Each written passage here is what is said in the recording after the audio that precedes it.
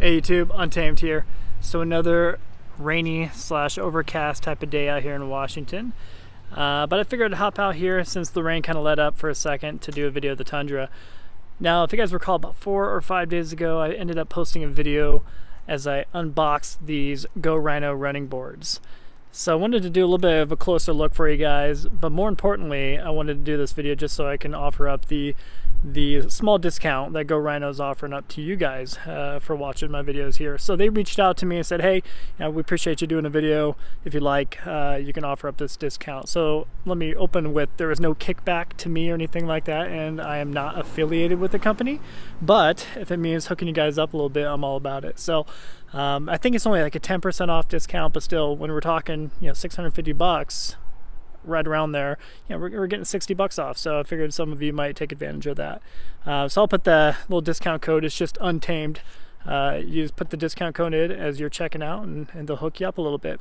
But I thought I might as well do a closer look at them and kind of walk you guys through, the installation process and give you guys a couple of tips and tricks along the way. So as you saw, it did come neatly packaged, all put together very nicely. Not a whole lot of components to make it happen, so they are nowhere near as extreme as the sleet off-road rock sliders that came on the or that I bought for the Land Cruiser. If you guys recall, that was a wee bit extreme. So this was much easier, and that's why I like it. I mean, these were super simple to install.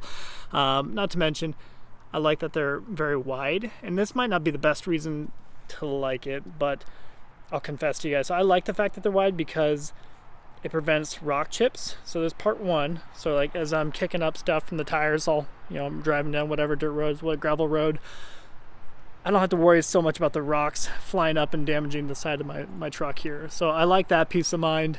I know some of you are like, it's a truck, get over it. But still, I mean, it's still a $55,000 truck. I want to try to keep it nice, right? And then the other part is door dings. So when people swing their doors open, let me give you a better look. I mean, look how far that extends out. And I know this is like not the reason to get these, but I like it because, if that, 1985 Acura, whatever, wants to come park next to you and swing their door open and not care, they're going to hit that. And I'd much rather them hit this than, of course, my door. So I like that. We'll walk over to the other side and I'll show you underneath it. So if you guys recall, I did end up getting the boards that were finished in a bed liner finish. They come at a little bit more of a premium. I think they cost like $100 more-ish. I actually don't remember exactly off the top of my head, so don't quote me on that. But I definitely recommend, paying a little bit of the upcharge to make this happen. This is, precisely that, a bed liner, super grippy, awesome traction. You don't have to worry about your foot slipping off. I think the alternative has a little bit of traction to it, but of course it's nothing quite like a bed liner finish here. So one thing to also note is the front of the boards actually are a little bit wider. So it starts out pretty wide and it comes a little bit more narrow toward the back here. I think it's a good look, and I think it definitely goes with the body lines of the truck pretty well too, in my opinion. All right, I'm gonna try to crawl underneath here and show you. All right.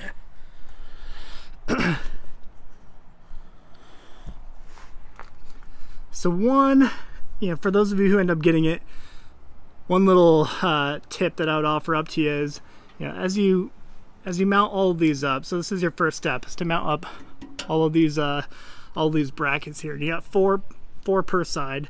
So you got one over there, a slightly bigger one up front, and they label them extremely well, so you won't have any issues identifying which ones are what. And there's a third one.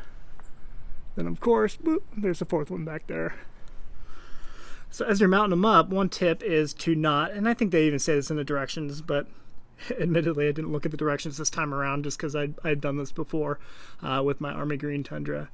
But don't bolt these up super tight. So purposely leave them a little loose. Not super loose where there's kind of like dangling a little bit, but just a little loose where there's a little bit of play in the actual bracket. That allows you to actually put this guy on. The whole actual running board itself, you can actually position it. You can see here. So I mean, look how close it is. So by leaving that a little bit loose, you're able to actually put this on top of the mounts here without actually damaging the side of your truck by accident. You know, because if it's real uptight, you know, if each of these brackets are super tight, you're going to end up bumping the side of your truck with this as you're trying to put it on there nicely. So leave them a little bit loose. So that's tip number 1, if you will. And tip number 2 is, as you actually position the actual running board, let me stand up here, try to show you better with the door open. So as you're positioning the running board, you know, don't tighten up any of the top brackets. Now here, I'll show you that again here in a second too. So when you actually put this on top of it, you got these top mounts, or like top hats, if you will, that go within the actual board, and they hold down and squeeze too. You tighten them up to the actual bracket that I just showed you, the 4 brackets. So you kind of got little top hats holding it down nicely. So my tip number 2 is to, you know, get it positioned, open up your door, and try your best to, what I do is try to eyeball across here to make sure that I'm trying to get the best possible gap along the way, if you will. Trying to make it so you don't have a huge gap over here. When you open up the back door, like you have a tiny gap back here. So I try my best to, obviously it's not going to be totally perfect, but you know, this line right here is close to being seamless all the way across.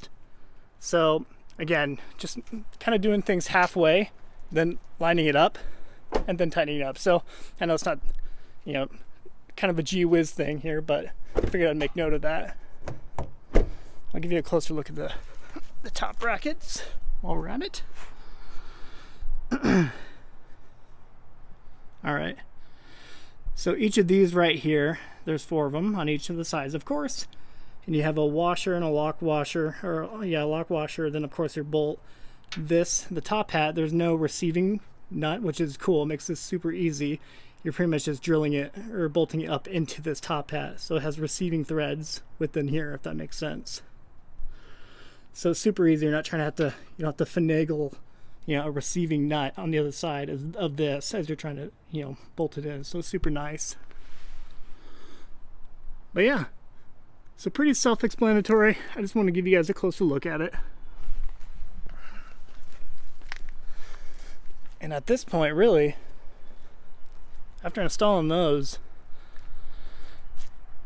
I'm about done. So I have a couple interior pieces that I want to install on it.